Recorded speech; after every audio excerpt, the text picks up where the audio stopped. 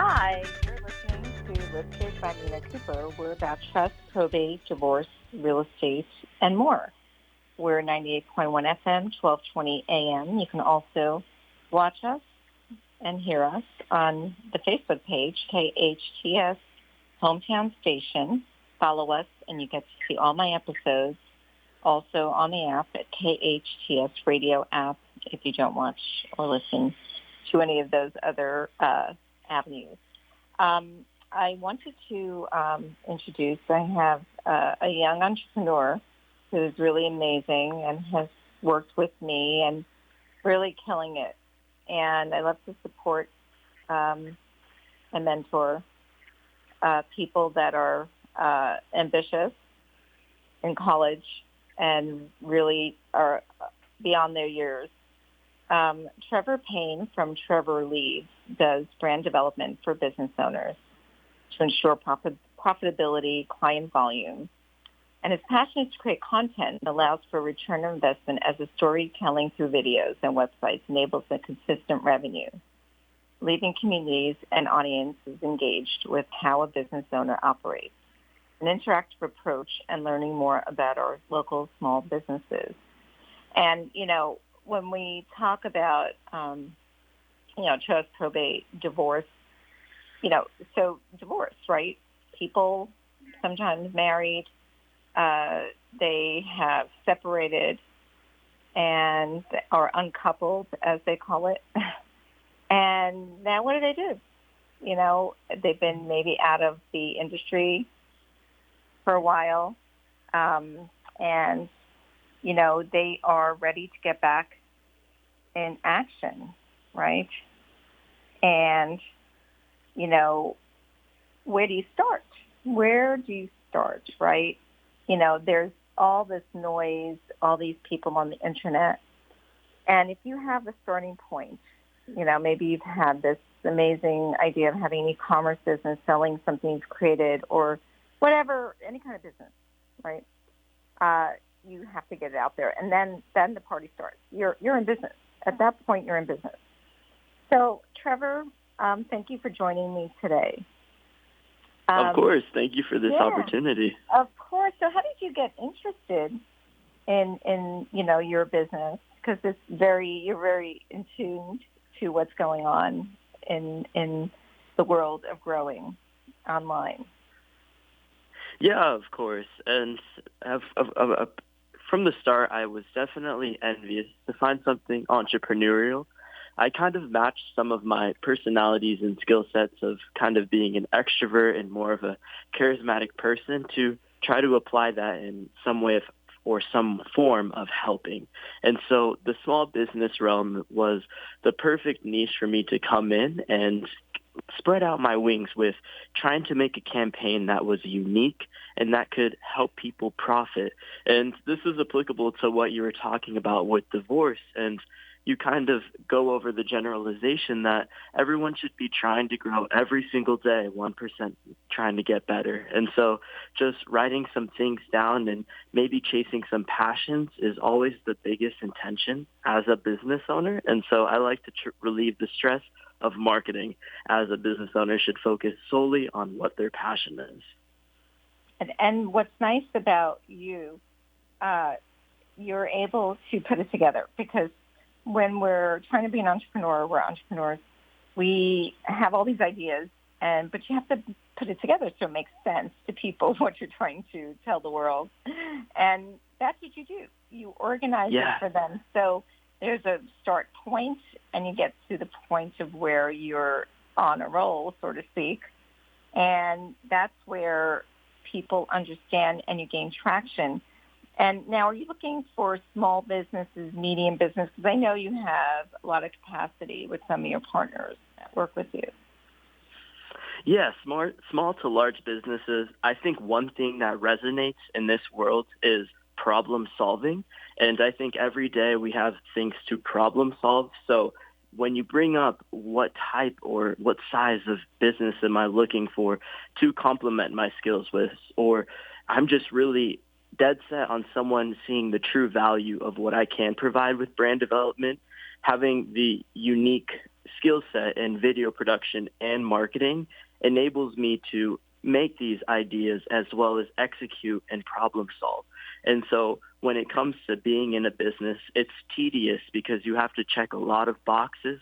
But if you have the right team and the right people around you to support you, confidence is the only thing that you should be focused on. And putting yourself outside of that comfort zone by learning a new thing such as brand or content creation will really tell the story of the type of business owner or character you want to be.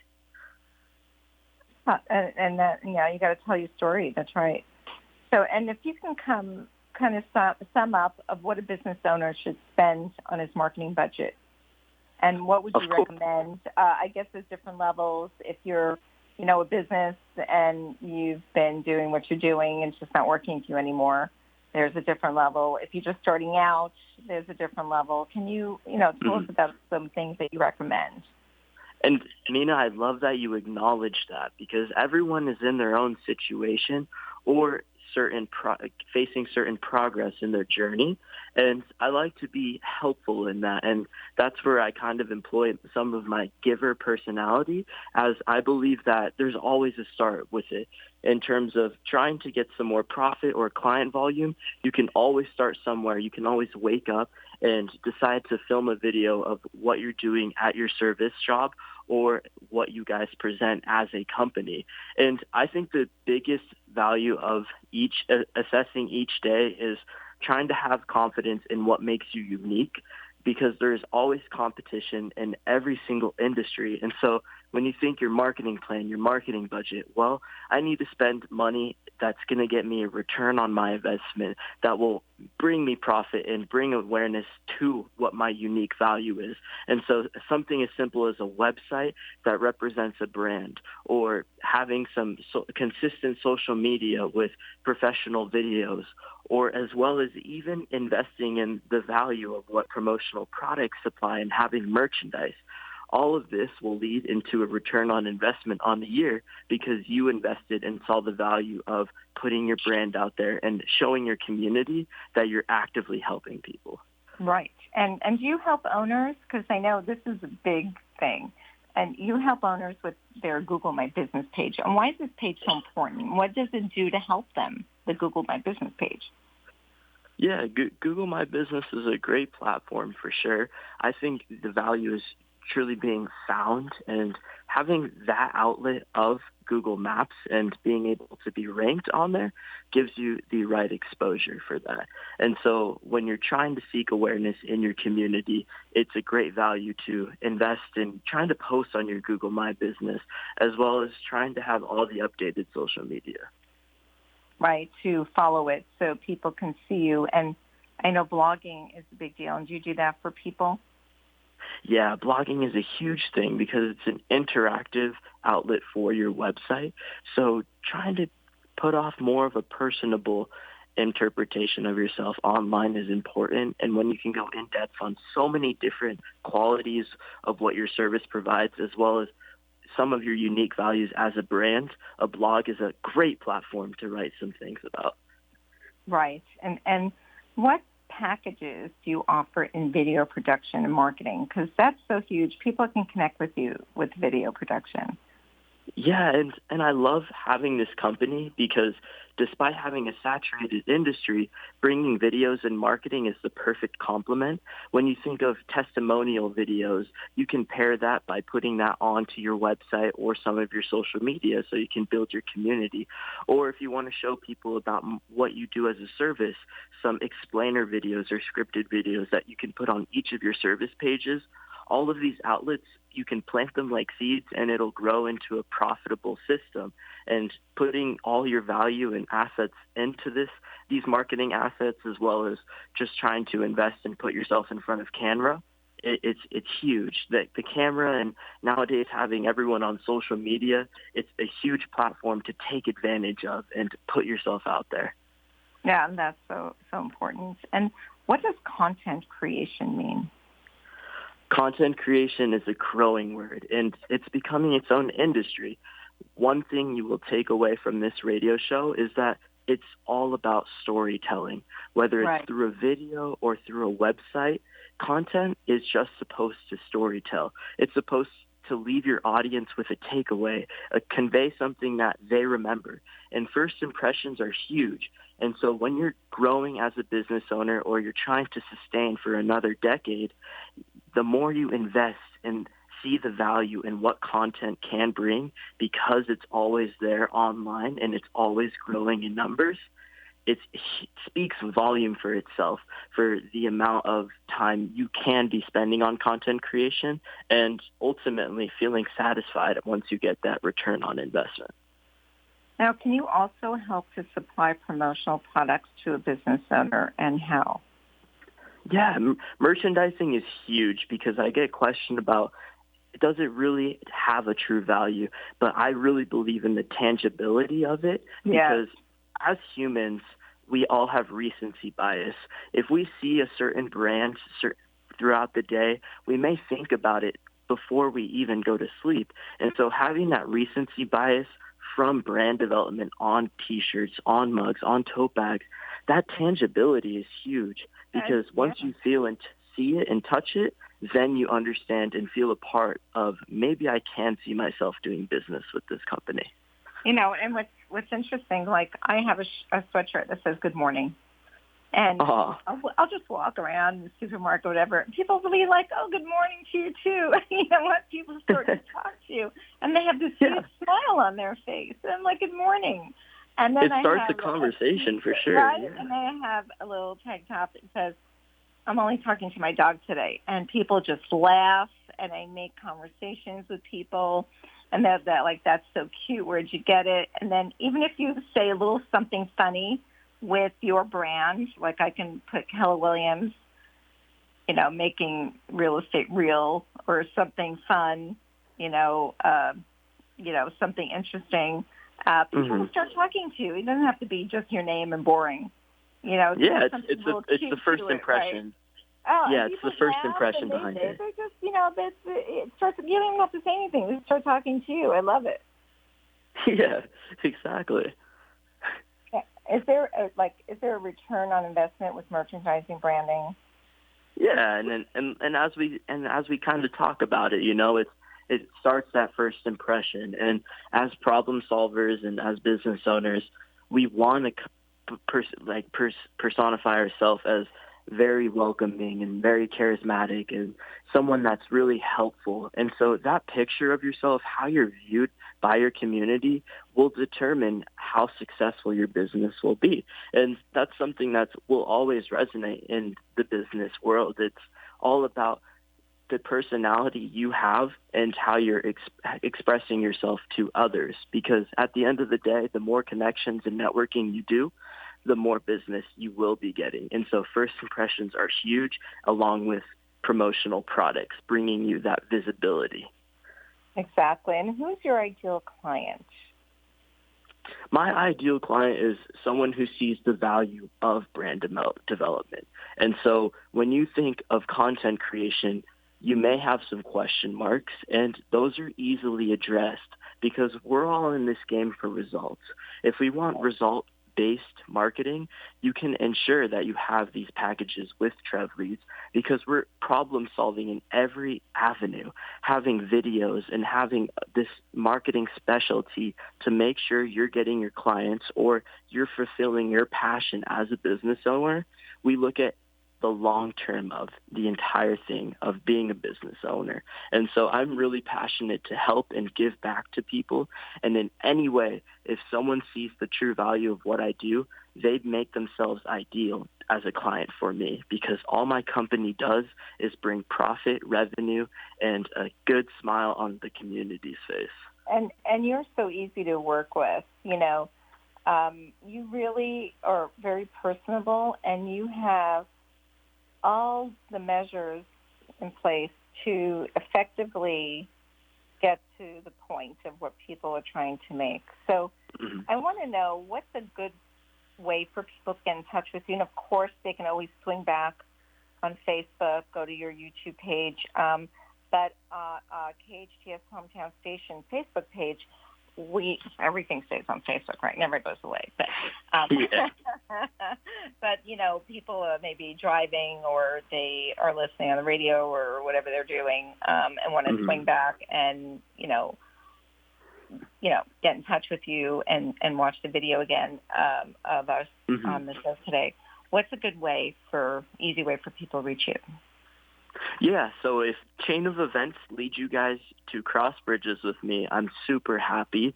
My contact information is, I will leave a phone number and a website, but I just want to highlight this. Everyone has their own story to tell, and that's probably my most favorite part about this entire journey of being a business owner, just learning more about why people do what they do. And so you can contact me at 520-336-2447 or at TrevLeads, TrevLeads.co.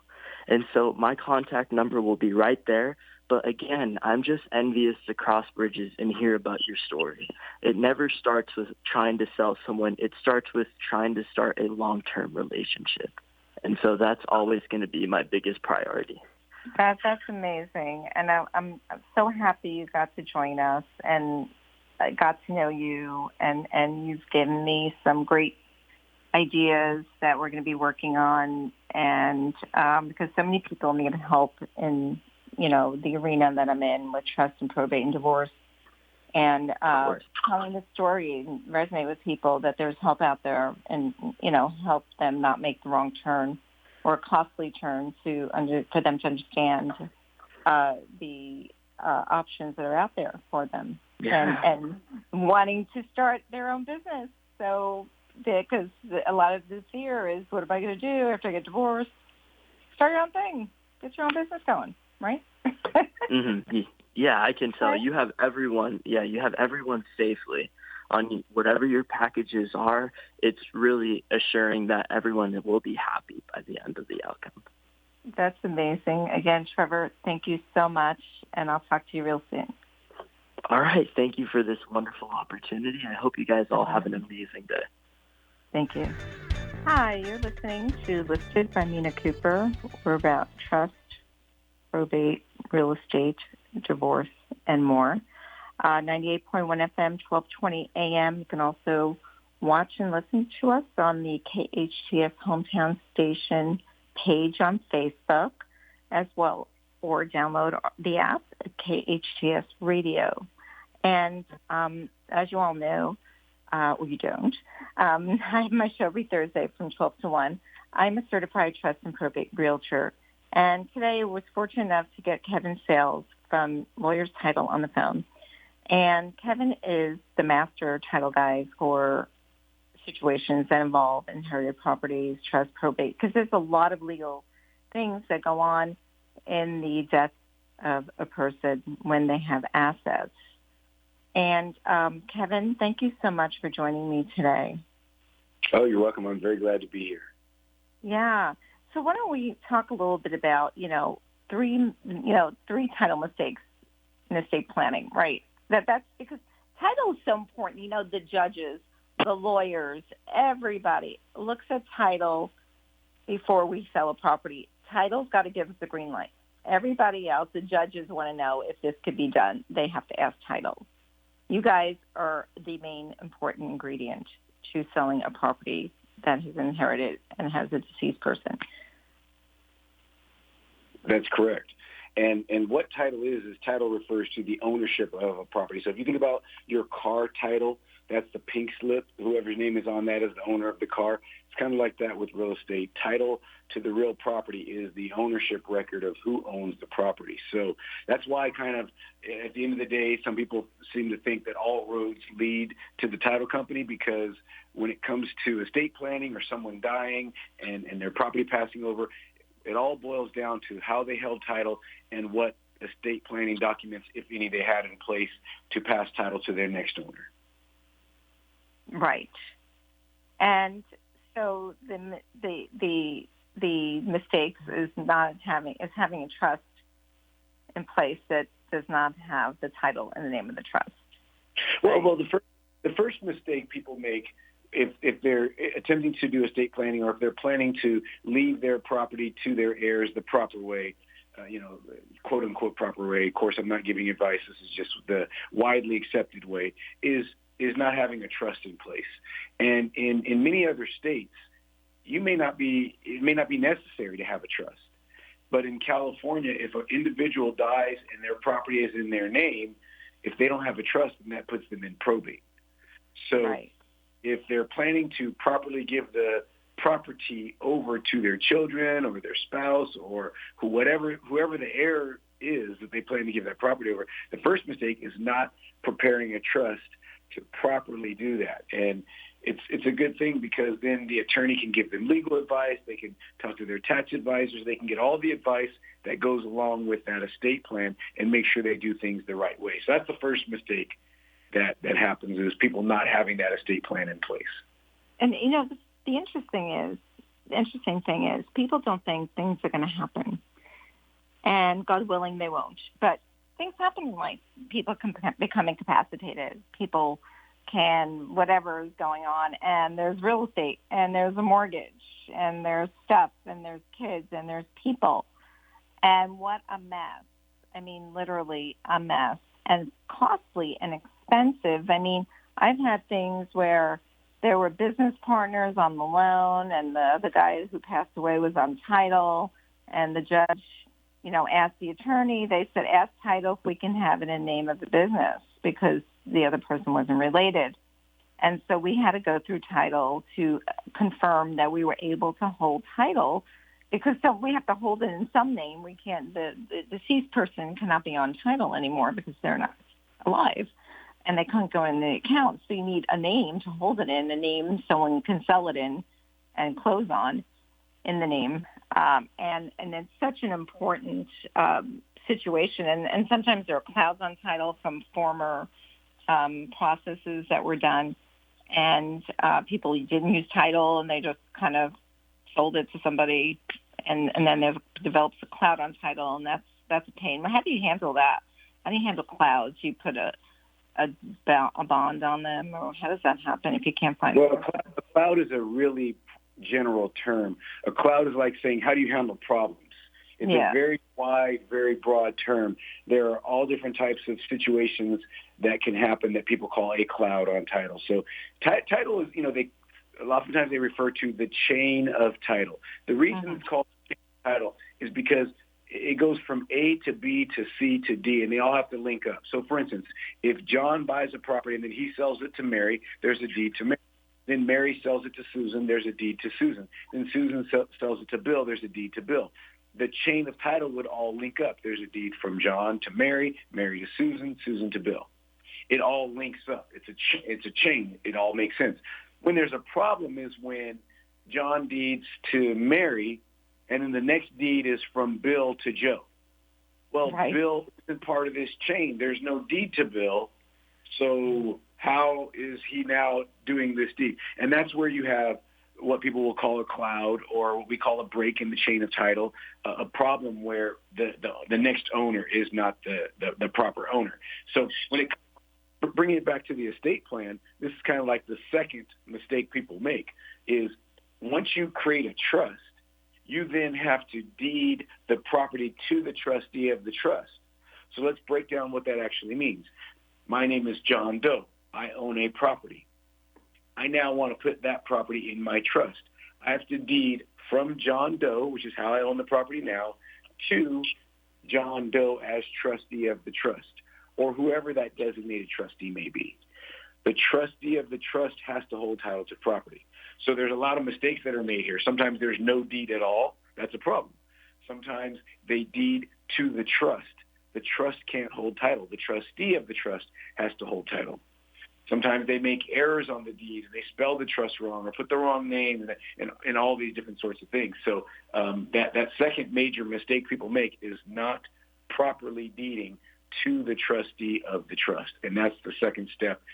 After they create their trust and do their estate plan, then they have to put it on the record that the trustee of the trust is the party that holds title to the property. And so when someone has title insurance, you ensure that, explain why people have title insurance.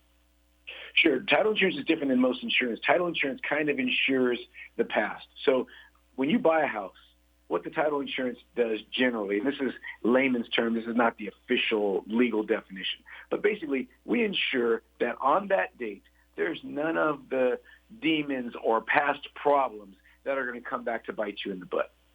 Anything that happens in the future is your own problem, right? So, for instance, if you closed escrow on July 1st, a problem that comes up after July 1st is your problem. If you get a judgment, that's your problem. If you have a lawsuit filed against you, if you have a child support lien, if you have a tax lien, et cetera, or if you take out a loan, those are your problems. You created those problems. What title insurance is protecting you from is the things of the past. So we're protecting you that the seller, the person who sold you the property, their loan or their judgment or their tax lien won't come back to bite you in the bottom or to come back to try to make a claim on the property. And if they do, that's when the title insurance covers. And I'm glad you brought that up because there's a thing out there that's being sold. I've seen it marketed, and I don't remember exactly what it's called, but it's like they call it like title protection. They're going to protect your title. Don't let someone, I think the TV commercial I saw said, don't let someone steal the title to your property. That to me is like, I work for a title company. I would never pay for that service. And the reason why. That's weird. What is that?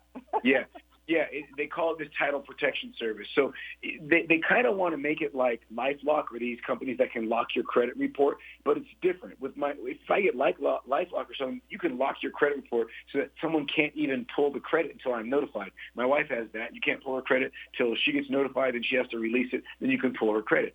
That's actual protection because it's stopping them at the gate. There's nothing that stops someone from recording something on your title. So Mina, for instance, I don't even know where you live, what your address is or anything. But if I did, I could go create a deed that's totally fraudulent and record a fraudulent deed on your house. Anyone can do that on any house. It's real estate fraud. It's illegal. You could go to jail for it, but people can do that. No one can stop them from taking something into the recorder's office and recording it. Now, what we have in Los Angeles County, and I think in all of the California counties, but I know for sure in Los Angeles County is the county has a fraud protection that's built in. Part of the recording charges are set to cover that the county will send a copy of whatever records on your property to you, the homeowner. So if someone records a deed trying to steal my property, within a few weeks, the county of LA is going to send me a copy of that deed. If someone records a mortgage on my property within a few weeks, the county, through this fraud protection process, sends me a copy of that. And so if you're at home and you get a copy of a deed on your property one day, you would know, hey, something's going on. I didn't sell or give away my property. I shouldn't be. That's the fraud protection that's already built in LA County. Maybe there's some places where they don't have such a thing, and maybe that title protection is valid in those areas. But at least in LA County, I think it's many California counties, there's that fraud protection notification that goes out, and that's a beautiful thing because it lets you know something happened so that at least that you can get on it right away rather than the fraud going on for, several years or several months. Right. And I know, so when people are getting divorced, quit claiming a deed isn't that much work, right? They have to sign something, they submit it to title, and they can quit claim. With someone in a divorce action, wife gets the house, husband agrees, he quit claims the deed to her, and then they record it on title. Is that what happens? Yeah, so any change in ownership, if I want to add my son to the property, if I want to remove my wife from the property, if I want to put the property in our trust, if I want to add my wife to the trust, any change in ownership, any change that I want to do to the ownership of the house is done via a deed. So what you're describing is just, two spouses on title. One spouse is coming off title, they do a deed, same as any other change in ownership. Right. So, and what's interesting that I've heard several times that they actually signed a quitclaim, but no one removed the other person from title, and they had liens and judgments from that other person. So when you're dealing with legal stuff and you're getting divorced or some dissolution, make sure that you call Kevin. Kevin, how did people reach you? To get them off title. Well, the key is they have to record the deed. Their attorney should be helping them with that. And they have to record that's all fine and good. record the deed. But the thing thing to note is this. If you take someone off title to your property, if they had liens while they owned the property, while they were on title, their liens stay on the property. The liens don't go away. So if we have a husband and wife, and let's say they get divorced, and so the wife is coming off title, and let's say they record that deed, taking her off title today. Anything that happens after today, a judgment comes, a tax lien comes against that person, it's not going to attach itself to that property. Right. But any liens that the wife had prior to today, if she had a judgment last month, if 2 years ago she had a tax lien, those liens stay attached to the property even though she's been deeded off the property. That's the way the law works. And if it didn't work that way, then no one would ever pay their bills. They would just change ownership of their property and never have to pay their bills. So, that's the way it works. So the second someone takes title to a property, any liens, judgments, problems that they have take root on that property as well. They attach themselves to that property at the same time. So it's an important thing to note. But yeah, when it comes to a divorce, as long as they record the deed, then that party is off title at that point. And there may be some documentation they have to provide at a later date to prove why it was done and that it was done right, blah, blah, blah. But when that deed is signed and when that deed is signed and delivered to the party, it's technically legal at that point. And what's super exciting is that we're going to be planning seminars that we're going to be having, wine and cheese seminars, and Kevin will be their estate planning attorney, myself, to answer questions. There's not a lot of new laws that have passed. There's a lot of new things that have come up. And people that do have an old estate plan should definitely upgrade it because it's probably not valid and won't help you. It could get messy too, and that's so important. So we're gonna be to be announced. Please message me at 310-345-8500 or Mina at listed by Mina Kuper. If you want to be included in our seminars, there'll be a lot of fun. We're a fun crowd also, but you'll get a lot of information. And Kevin, I want to thank you so much for joining me because you're such a big component to all of this. Absolutely. I love to put the information out there because it helps people prevent problems and prevent the mistakes that can be such a headache. So thank you for having me, and I'm looking forward to the workshop that we're going to do to give people information and help them learn the proper way to deal with their property. Yes, that's right. I do as well. Have a good rest of the day, and we'll do it soon. All right. Thanks a lot. Thanks for having me. Take care. Bye-bye. Hi. Thanks for coming back to listen to Listed by Mina Kuper. We're about real estate, trust, probate, divorce, and more. I am a real estate agent, and I'm licensed in New York, California, and Arizona. And I help individuals and businesses help with their dissolutions of relationships when it comes to real property. I've been doing this a long time, and, I always tell people, please get someone that is certified or has done a lot of this when they're using a real estate agent because it can get a little messy. Don't want to pay an attorney for doing the real estate job because that can get very expensive. I'm really excited. We're going to be having workshops, wine and cheese workshops that will have a lot of information in more detail than I have on my show. And if you're interested in getting an invitation, please, you can text me at 310-345-8500. You can also email me at Mina, M-I-N-A, at listed by Mina Kuper. You can message me in the Hometown Station Facebook page because I think that it'll give you a lot more in instruction on how to go about getting your paperwork compliant. And there have been a lot of new tax rules that, rolled out, new laws, new whatever. You don't want to miss the boat. Maybe you've gone through the trouble of doing a lot of things, but there's a couple of things that need to be flattened out and ironed out so that you have all your ducks in a row, because that's super important. And, people usually don't want to deal with it because we have to always have something else to do. But this is important, and that's where we're going to make it fun for you to come. So, again, my number is 310-345-8500. Also, when I work with my clients, I help in a lot of ways. When you have a inherited property or a dissolution of marriage or what have you, I have a lot of vendors that I've used for many years, junk removal, cleaning, renovation, all that can be paid at the close of escrow, which means no out-of-pocket expense for the seller. That's right. We get paid after the fact, and we do this as a courtesy to help people because it's a little bit of a stressful situation, and it's very helpful. Nobody has to take money out of their pocket and disrupt things. We will get paid after escrow, and we have my team is pretty big.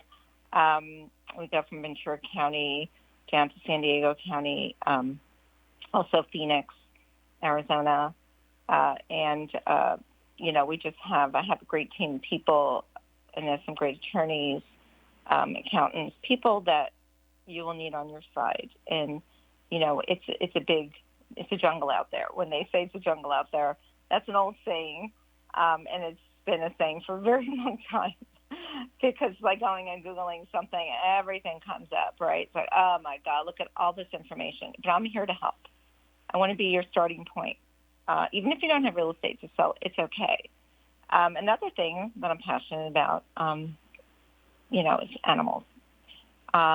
We have a large issue, especially after COVID, that our high kill shelters being overcrowded.